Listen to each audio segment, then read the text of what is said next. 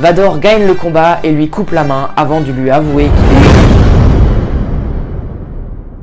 Merci beaucoup d'avoir cliqué sur cette vidéo. On se retrouve pour la 3e fois aujourd'hui dans le résumé de Star Wars 6, le retour du Jedi. Va voir toutes les vidéos précédentes et les suivantes si elles sont déjà sorties dans le lien de la playlist dans la description. Sinon je te retiens pas plus, je te laisse avec la suite. Bonne vidéo!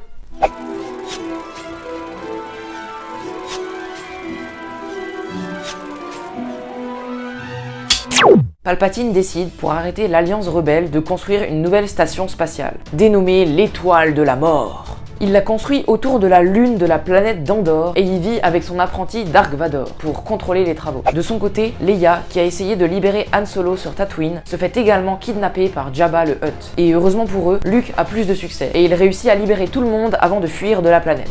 Ensuite, Luke retourne sur Dagobah pour terminer sa formation avec le maître Yoda. Il retrouve un Yoda plus vieux que jamais qui meurt paisiblement.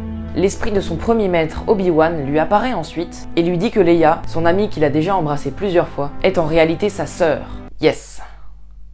De retour à la nouvelle base de la Résistance, Luke apprend leur plan pour détruire la nouvelle station spatiale de l'Empire, l'Étoile de la Mort. Un premier groupe devra désactiver le champ de protection sur la planète avoisinante pour que la flotte de la Résistance puisse attaquer l'Étoile de la Mort. Han Solo, Leia, Luke et Chewbacca partent donc sur cette planète où ils se font capturer par le peuple local, les Ewoks. Mais ils se font relâcher et les Ewoks les aident même dans leur mission. Luke explique un soir à Leia qu'ils sont frères et sœurs et qu'ils sont tous deux enfants de Dark Vador. Dans l'optique de la protéger, il se rend à l'ennemi. Mais il est complètement débile en fait. L'équipe de l'Alliance, accompagnée des Ewoks, mène une rude bataille contre les forces de l'Empire. Mais réussissent tout de même à désactiver le champ de force avec un peu de retard.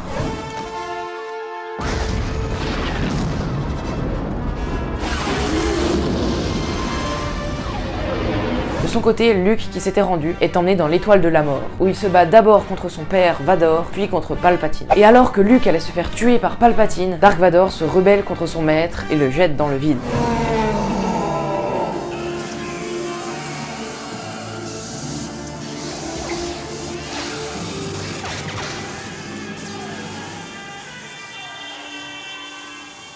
En faisant ça, il sauve également son fils. Malheureusement, après ce dernier acte de gentillesse, il meurt électrocuté. Luke s'enfuit ensuite de l'Étoile de la Mort avec la dépouille de son père. La flotte rebelle réussit ensuite à détruire la station spatiale de l'Empire, et après l'enterrement que Luke a voulu donner à Dark Vador, tout le monde fête cette victoire. MDR, l'autre bouffon de Monsieur Cinéma a oublié de faire l'outro.